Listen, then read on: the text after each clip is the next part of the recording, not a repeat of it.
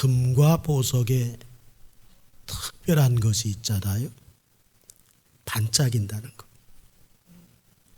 멀리서 보면 어두울 때 빛을 발한다는 것. 그러나 반짝인다고 해서 다 금이나 보석이 아니란 것도 우리가 알게 됩니다. 유리 조각도 불빛에 반짝일 수 있고, 한낮의 함석 지붕도 햇살을 받으면 반짝이면서 빛을 낼 수 있지요. 오늘 진짜 보석, 오늘 진짜 보석이면서도 자신의 약함을 자랑했던 사도 바울을 생각하면서 주가 요구하시는 것은 우리의 약함입니다. 이런 제목으로 함께 은혜 받기를 원합니다. 자, 1절을 보시죠. 무익하나마 내가 부득불 자랑하노니 주의 환상과 계시를 말하리라. 모세오경과 선지서 그리고 시가서가 전부인 구약 성경과 예수님의 행적과 예수님의 말씀, 즉 복음이 전부였었던 그런 때 거짓 사도들은 환상과 계시를 통해서 이걸 과장하여 사람들에게 스스로를 자랑하고 나중에는 사도 바울의 사도권까지 공격을 해오므로 복음이 아닌 무익한 것, 자신이 경험한 주의 환상과 계시를 바울 사도가 내가 부득불 어쩔 수 없이 자랑하겠다, 이렇게 말하고 있음을 보게 된다는 거죠. 여기 환상, 옵타시아스라고 하는 헬라어, 나타나다 그런 의미예요. 보여지다 그런 의미입니다. 부활하신 예수님을 보는 것, 신비한 현상을 보는 것, 이걸 환상이라고 얘기하죠. 바울이 본 환상은 어떤 것이었을까? 사도행전 16장 9절에 밤에 환상이 바울에게 보이니 마게도냐 사람 하나가 서서 그에게 청하여 이르되 마게도냐로 건너와서 우리를 도우라 하거늘. 그가 이런 환상을 보았네요. 그렇다면 계시, 헬라어 아포칼립시스라고 하는 이 단어의 의미는 뭐냐면 덮어진 것, 가리워진 것을 벗겨버리는, 이게 아포칼립시스예요. 이게 계시예요. 사도행전 9장 3절로 5절에 나오죠. 사울이 길을 가다가 다메섹에 가까이 이르더니 호련히 하늘로부터 빛이 그를 둘러 비추는지라. 땅에 엎드러져 들음에 소리가 있어 이르시되 사울아 사울아 네가 어찌하여 나를 박해하느냐 하시거늘. 대답하되 주여 누구시니까 이르시되 나는 네가 박해하는 예수라. 바울이 체험한 계시 가운데 하나잖아요. 바울은 이 환상과 계시를 뭐라고 부르고 있습니까? 주의 환상과 계시라고 얘기를 하고 있습니다. 뭡니까? 그리스도께서 바울 사도로 하여금 보게 한 환상이고 체험하게 한 계시라고 하는 겁니다. 그분이 보게 하셨다. 그분이 벗겨내셨다. 주의 환상과 계시임을 바울이 고백을 하고 있어요. 얼마나 놀라운 일이에요.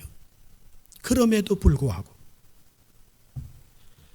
깊게 흐르는 물이 소리가 나지 않듯이 전혀 환상과 계시를 드러내지 않아서 지금까지 이것이 바울의 모습이어서다. 반대로 빈수레가 요란하잖아요. 이것이 거짓 사도들의 모습이어서다 하는 겁니다. 2절을 보시자고요. 내가 그리스도 안에 있는 한 사람을 아노니 그는 14년 전에 셋째 하늘에 이끌려간 자라. 그가 몸 안에 있었는지 몸 밖에 있었는지 나는 모르거니와 하나님은 아시느니라. 여기 그리스도 안에 있는 한 사람, 헬라어 안드로폰 앤 크리스토. 무엇입니까? 이 말은 그리스도인이란 거예요. 안드로폰 앤 크리스토. 그리스도 안에 있는 그 한 사람. 그가 누굽니까? 그리스도인이에요. 그리스도인이란 뭡니까? 바로 그리스도 안에 있는 자를 그리스도인이라고 부르는 거죠. 그런데 그를 안다. 어떻게 소개하고 있습니까? 셋째 하늘에 이끌려간 자다. 이렇게 말하고 있어요. 이끌려가다. 하르파켄타. 낚아채다는 거예요. 헬라어 하르파켄타가 이끌려가다 이렇게 번역이 됐는데 낚아채가다는 거예요. 잡아채다. 강제로 빼앗아 가다라고 하는 그런 의미예요. 예수님 다시 오실 것을 믿습니까? 공중에 임하심을 믿습니까? 예수 재림을 믿습니까? 데살로니가 전서 4장 17절에 우리가 하르파켄타가 되는 거야. 그 후에 우리 살아남은 자들도 그들과 함께 구름 속으로 끌어올려 공중에서 주를 영접하게 하시리니 그리하여 우리가 항상 주와 함께 있으리라. 끌어올려 하르파켄타. 잡아채는 거예요. 어느 날 예수 재림하실 때 일상생활에 여념이 없었던 우리, 그러나 마음속에 예수 모시고 주 안에서 사는 우리, 그냥 내버려 두시지 않고 잡아채 가시다. 어디로? 공중으로. 주와 더불어 만나서 혼인잔치 속으로 들어가게끔 우리를 잡아채시다. 내 의사하고 전혀 상관이 없어. 잡아채시는 분 마음대로야. 내 의지가 아니야. 그렇다면 바울은 어떻다는 거예요? 내 의지로, 내 의식 속에서 셋째 하늘로 간 게 아니라 그분에 의해서 하르파켄타 이끌려간 거예요. 낚아채 간 거예요. 유대인들은 하늘에 대한 개념을 세 가지로 보고 있어요. 하나는 첫째가 눈에 보이는 하늘이야. 공중이라고 얘기하죠. 또 하나는 전체 망원경으로만 볼 수 있는 하늘이야. 둘째 하늘이라고 얘기하죠. 그리고 에베소서 4장 10절에 내리셨던 그가 곧 모든 하늘 위에 오르신 자니, 하늘로부터 오셨다가 다시 하늘로 가신 그곳, 하늘 위에 하늘, 삼위의 하나님, 구원받은 영혼들, 천사들이 함께 공존하는 그곳이 셋째 하늘. 바울이 어디로? 하르파켄타? 어디로 이끌려 갔대요? 어디로 낚아채 갔대요? 셋째 하늘. 그런데 바울이 이 체험을 언제 했다고 얘기합니까? 14년 전 이렇게 얘기합니다. 고린도후서를 기록할 당시가 주후 55년이에요. 거기서부터 14년을 뺀다고 하면 주후 41년쯤 되는 그런 해죠. 시기를 이야기한다는 게 뭘까요? 사실에 속한 것이다. 사실이다 하는 것을 이야기하는 것이죠. 그러면서 자신이 몸 안에 있었는지, 몸 밖에 있었는지, 몸 안에 있었는지, 몸 밖에 있었는지, 구약의 에녹과 엘리야처럼 영혼이 몸 안에 남겨진 채로 올리어가는 것, 하늘로 올리어가는 것, 자신이 몸 안에 있었는지, 몸 안에 영혼이 담겨진 채로 옮겨졌는지, 아니면 몸 바깥에서 부자와 나사로처럼 그 영혼만, 그의 육체들은 이 땅에 남겨진 채로 영혼만 올려갔는지 나는 모르겠다. 이를 3절에 한 번 더 강조하면서 반복을 하고 있어요. 여기서 특이한 점이 뭡니까? 나는 모르는데. 헬라어 우쿠오이다. 나는 모르는데. 우쿠오이다. 나는 모르는데. 그러나 하나님은 아신다. 데오스오이덴. 나는 모르는데 우쿠오이다. 하나님은 아신다. 데오스오이덴. 우리도 그렇잖아요. 나의 앞길을 알 수가 없잖아요. 우쿠오이다. 나는 모르겠어. 그러나 데오스오이덴. 하나님은 다 아시죠. 지금 문제들, 겪고 있는 아픔들, 우쿠오이다. 나는 모르겠어. 그렇지만 데오스오이덴. 누가 아신다는 거예요? 하나님은 아신다는 거예요. 그래서 우리가 모든 것을 아시는 그 하나님 앞에 우리는 무릎을 꿇죠. 기도하잖아요. 그분께 의지하잖아요. 그분 안에서 그분과 함께 가까이 하면서 살잖아요. 왜? 우쿠오이다. 우린 모르니까. 데오스오이덴. 하나님만 아시니까. 우리는 모르는 게 너무 많아. 아무날도 그렇고, 우리 자녀들의 장래도 그렇고, 우리 가정의 문제도 그렇고, 우리 사업도 그렇고, 우쿠오이다. 나는 몰라. 그러나 기도하면 하나님이 가장 아름답게 그것이 이런 이유 때문에 그랬어. 데오스오이덴. 하나님이 아시고 아름답게 하실 것을 믿으시기 바랍니다. 그리고 4절에 그가 낙원으로 이끌려가서 말로 표현할 수 없는 말을 들었으니 사람이 가히 이르지 못할 말이로다. 바울이 이끌려간 셋째 하늘이 어디랍니까? 분명하게 나오잖아요. 낙원이라고. 낙원이라고. 이 헬라어 파라데이소스. 영어는 파라다이스. 예수 믿음으로 가는 곳. 십자가에 예수님과 같이 달렸던 강도. 회개한 강도가 간 그 낙원. 환상의 나라가 아니라는 거예요. 추측성의 나라가 아니라는 것. 막연히 기대하는 그런 나라가 아니라는 것. 그 나라는 어떤 나라입니까? 실제하는 곳. 셋째 하늘. 낙원이고.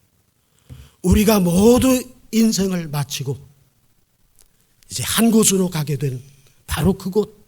셋째 하늘. 낙원임을 믿으시기 바랍니다. 5절로 6절을 보시죠. 내가 이런 사람을 위하여 자랑하겠으나 나를 위하여는 약한 것들 외에 자랑하지 아니하리라. 내가 만일 자랑하고자 하여도 어리석은 자가 되지 아니할 것은 내가 참말을 함이라. 그러나 누가 나를 보는 바와 내게 듣는 바에 지나치게 생각할까 두려워하여 그만두겠다. 이래 말씀하죠.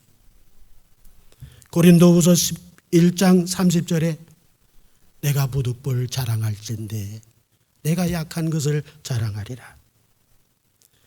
이것이 바울 사도의 거듭되는 고백이야. 나는 약한 것을 자랑하겠다. 여기서 우리가 깨닫는 것이 뭡니까? 큰 은혜, 삼층천의 세계, 그리고 부활하신 주님이 담에색에서 만나주시는 그 계시의 역사, 기도할 때 마케도냐로 오라고 하는 손짓하는 환상들, 주가 가르쳐 주시고 주께서 계시하신 것을 이렇게 들은 바울이 교만할 수 있잖아요. 큰 은혜를 받았어요. 큰 은혜를 받았기 때문에 나오는 게 뭐라? 참말을 한다. 참말을. 다른 사람들을, 큰 은혜 받은 사람들은 먼저 생각해. 나부터가 아니야. 큰 은혜 받은 사람들은 남부터 먼저 생각해. 큰 은혜 받은 사람은 자신의 약함을 자랑하는, 가장 낮은 자리에서 움직이는 사람이 큰 은혜 받은 사람인 것을 믿습니다. 7절을 보시죠.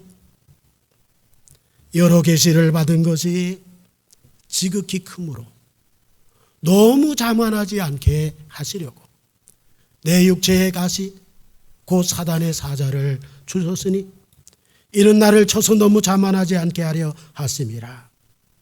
여기 자만하다, 휘페라이로마이야. 헬라어 휘페라이로마이, 위로 들어올리다. 사단은 스스로 위로 들어올렸어. 휘페로이로마이. 이게 사단의 모습이에요. 사단의 모습은 버리울 수밖에 없다는 거예요. 바울 역시 자만하다면 휘페로이로마이, 버리움을 받을 수밖에 없는 존재인 것을 이야기하는 거예요. 그렇다면 육체의 가시라고 하는 것은 뭘까? 육체의 가시는 어떤 것일까? 여기 가시 스콜롭스, 헬라어 스콜롭스는 말뚝이래요. 말뚝 아시잖아요? 큰 망치로 탁탁 찍어가지고 말뚝 박는다고 그러잖아. 나무가 잘라져서 뾰족한 부분, 말뚝과 뾰족한 나무 조각, 이게 스콜롭스, 가시예요. 성경에서 가시란 주로 찔러대는 거지. 요만한 게 아니라 말뚝 같은 걸로. 때로는 큰 나무 조각 갈라져가지고 날카로운 그것으로 찔러대는 것. 성경엔 그걸 가시로 표현하고 있어요. 이것이 어디에 찔러댄대요? 어디에 찔러댄대요? 육체에 라고 얘기합니다. 육체에. 테사르키. 육체 안에 찔러댄다는 거예요. 육체 안에. 갈라디아서 4장 13절로 14절에 내가 처음에 육체의 약함으로 갈라디아 너희 교회에 내가 너희에게 복음을 전한 것을 너희가 아는 바라. 너희를 시험하는 것이 내게 있어. 내 육체가 가시가 되어서 찔르는 것이 있으니까, 연약함이 있으니까. 그러나 이것을 너희가 그럼에도 불구하고 업신여기지 아니하고 버리지도 아니하고 오직 나를 하나님의 천사와 같이 또는 그리스도 예수와 같이 영접해다. 계속된 15절에서 너희의 복이 지금 어디 있느냐? 내가 너희에게 증언하노니 너희가 할 수만 있었더라면 너희의 눈이라도, 그렇다면 바울이 겪고 있는 육체의 가시, 말뚝으로 박아 대는 것처럼 고통스러운 그것 육체의 가시가 어디에? 눈병이 났구나. 안진에 있었구나. 눈이라도 너희들은 나를 위해서 빼어줄 것이단 말이죠. 이렇게 고백을 하고 있습니다.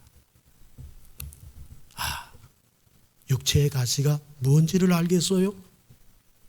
그러면 사단의 사자는 뭘까? 사단의 사자. 사단의 사자란 사도 바울을 쓰러뜨리려고, 사도 바울을 신앙에서 넘어뜨리기 위해서 수도 없이 대적하는 자들의 등장이에요. 사단의 사자들. 그러니까 사도 바울을 휘페라이 로마이, 자만하지 않도록 하는 하나님이 두 가지 주셨는데, 하나는 그의 육체 안에 뾰족한 나무 조각으로 찔러대는 가시였었고, 그렇지만 오히려 그것을 통해서 주님의 거룩으로 성화되어 갈 수 있었죠. 다른 하나는 사단의 사자 역할을 하는 대적자들로 인해서 부딪힐 때마다, 힘들게 할 때마다 바울의 인격이 훌륭한 신앙의 인격으로 성장할 수 있었다는 거죠. 그렇다면 뭡니까? 하나님은 당신의 백성을 이런 안 좋은 것을 통해서도, 이런 아픔을 통해서도, 이런 고난과 고통을 통해서도 어떻게 하실 수 있는 분? 합력의 선을 이룰 수 있는 분이로구나. 할렐루야. 그런데 육체에 찌르는 가시와 사단의 사자가 어떻게 했대요? 나를 쳤대. 콜라 피제. 나를 쳤대. 이 콜라 피제라고 하는 단어가 어떤 의미를 주느냐 하면은 주먹으로 강타하는 거. 주먹으로 강타하는 거. 그런데 놀라웠게도 우리 주님 예수께서 먼저 주먹으로 강타당한 거 아세요? 내가 강타당할 때 참고 견디라고 주님이 먼저 주먹에 강타당한 거 아시냐고요? 마태복음 26장 67절에 이에 예수의 얼굴에 침 뱉으며 뭐라고요? 이게 콜라 피제야. 주먹으로 치는 거야. 예수님이 먼저 이걸 이기셨어요. 우리가 주먹으로 침을 받을 때 그래서 이길 수 있는 충분한 명분이 되어지는 것을 믿습니다. 예수님은 십자가 고난에서 우리를 위해서 먼저 겪으셨다. 그래서 히브리서 4장 15절에 우리에게 있는 대제사장 예수는 우리의 연약함을 동정하지 못하실 리가 아니요. 모든 일에 우리와 똑같이 어떻게 됐어요? 시험을 받았어. 그런데 그분은 죄가 없으시대.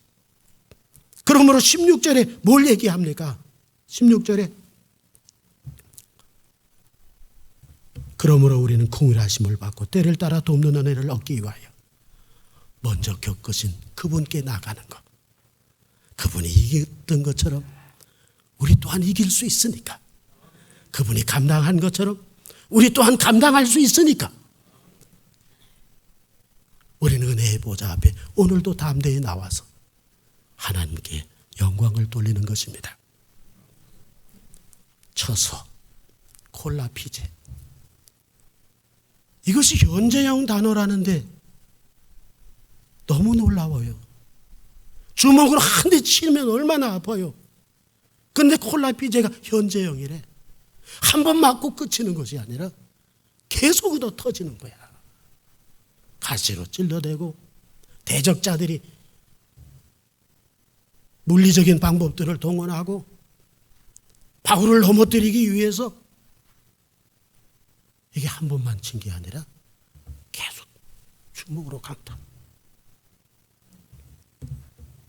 보통 거짓 사도들은 콜라 피제의 현실을 이기지를 못하고 도망가게 되잖아요. 그러나 사도 바울은 계속되는 이 주먹으로 강타당하는 콜라 피제로 인해서 주님이 먼저 겪은 것을, 그리고 이기신 것을 그도 겪으면서 이기고 있었다. 이게 바울의 모습이에요.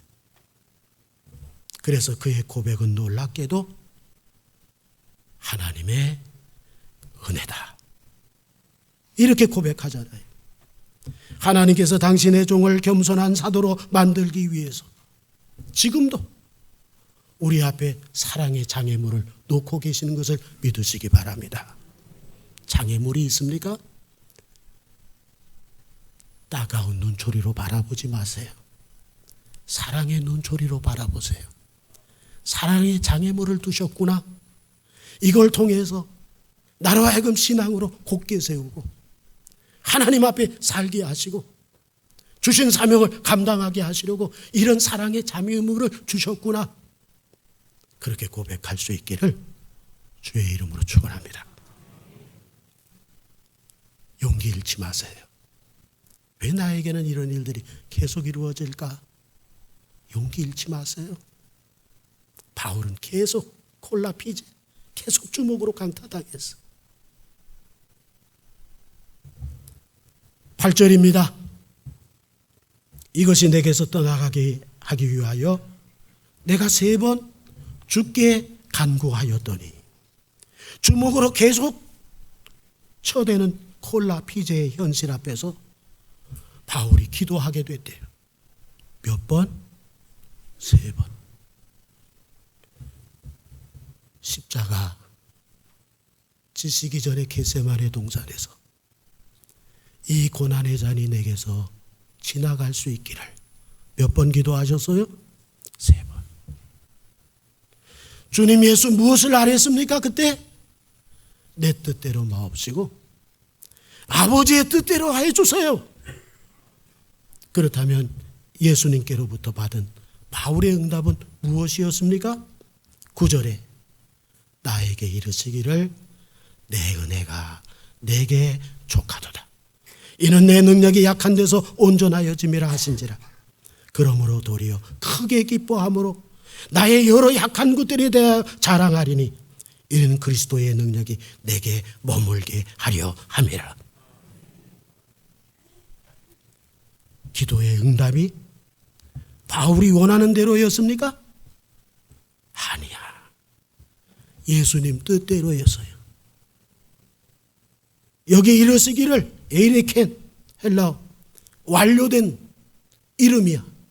이르셨다. 완료된 거예요. 내 은혜가 내게 족하다. 완료시켜버렸어.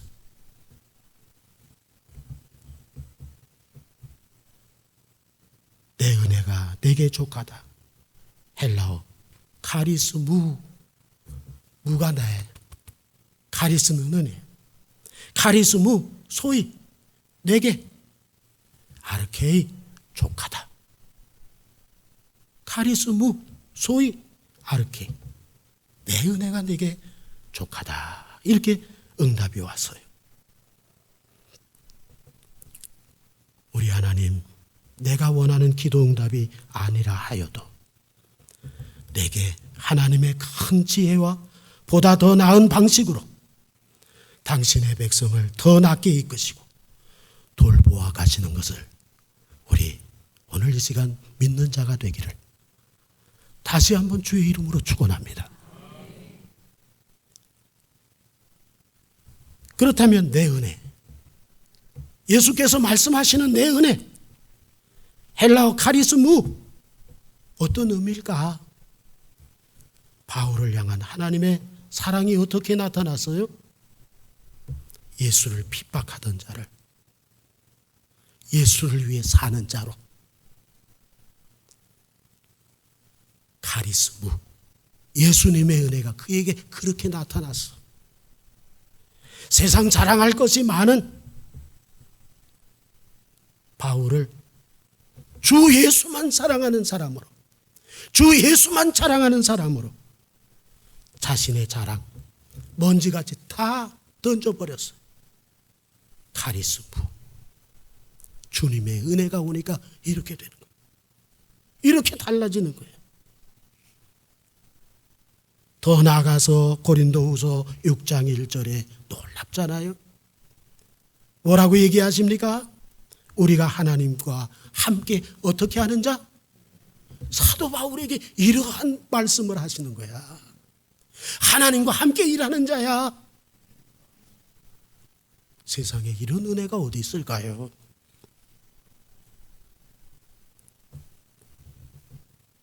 바울이 받은 그리스도 예수의 은혜, 그분이 말하는 카리스무, 나의 은혜에 대해서 이렇게 우리가 말씀을 듣습니다. 그리고 디나미스, 능력이죠. 인간이 약함에서 더 강하게 나타난다는 거야. 인간의 약함에서 하나님의 능력이 더 강하게 나타난다. 반대로 인간의 능력이 강하면 하나님의 능력은 나타나지 않는다. 약해지기를 바랍니다. 하나님 앞에서 약한 자가 되기를 바랍니다. 하나님 없이는 못 사는 자가 되기를 바랍니다. 하나님 없이는 안 되는 자가 되기를 바랍니다. 우리는 하나님 없이는 안 되는 사람들. 그러므로 주먹으로 강타당하는 콜라 피제, 오히려 자랑하겠다. 왜? 하나님의 능력이 내게 머물게. 에피스케노세, 머물게. 장막을 치다에 에피스케노세가 장막을 치다. 하나님의 영광이 성막의 머무름처럼 내가 약한 것을 자랑하는 동안 내 장막에 하나님의 능력이 머물게 되는 거 믿습니까? 하나님의 장막, 우리 신앙의 장막, 우리들의 장막에 내가 약할 때 하나님의 능력이 거기에 계속적으로 임해 있는 거야. 그러면서 10절에 뭐라고 얘기합니까? 그러므로 내가 그리스도를 위하여, 그리스도를 위하여, 회페르, 그리스도를 위하여. 이는 우리도 내가 아닌 하나님이 원하시는 대로 지금 겪고 있는 그 모든 것이 회페르 크리스도, 그리스도를 위한 것이 되기를, 가치 있는 것이 되기를, 내 고생을, 내 고통을, 내 어려움을 그저 내한테 한정시키지 아니하고 그리스도를 위하여, 회페르 크리스도, 그리스도를 위하여 외침을 통해서 나의 받는 고통이 가치 있는 고통이 되고 가치 있는 고난이 되고 하나님이 더 아름답게 세우시는 그런 역사를 경험하는 분들이 되자고요. 하나님께서 이끌어 가십니다. 두 날개로 이끌어 가세요. 한쪽 날개는 고난이야. 다른 한쪽 날개는 은혜예요, 은혜. 은혜야. 한쪽 날개는 은혜, 한쪽 날개는 고난이야. 우리 고난받을 때 기도하다 보면 하나님의 은혜가 막 솟구치잖아. 우리가 어려움을 겪을 때, 우리가 아플 때 하나님을 더 의지하면서 받는 은혜가 너무 커. 우리 하나님이 우리를 이끌어 가십니다. 한쪽에는 고난, 한쪽에는 은혜로 아름다운 비행을 통해서 성숙한 그리스도인, 하나님 앞에서 온전한 인격자로 세움을 받는 콜라 피제의 역사 가운데서도 오직 하나님의 은혜를 노래하는 우리 사랑하는 성도들이 되기를 주의 이름으로 축원합니다. 기도하겠습니다. 거룩하신 하나님, 존귀하신 아버지, 예수밖에 없습니다. 우리 고백할 수 있기를 원합니다. 헤페르 그리스도를 위하여 이것이 우리의 삶의 목적이 되게 해 주옵소서. 예수님의 이름으로 기도합니다. 아멘. 우리 함께 일어나시죠. 찬송가 292장입니다.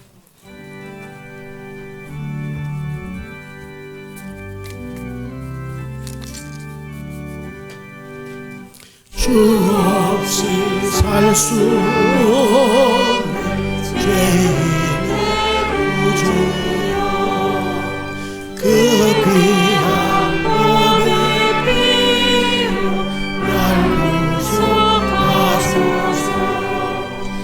그 주의 사랑으로 흘리신 보혈이 내 소망 나의 위로 내 영광 됩니다. 주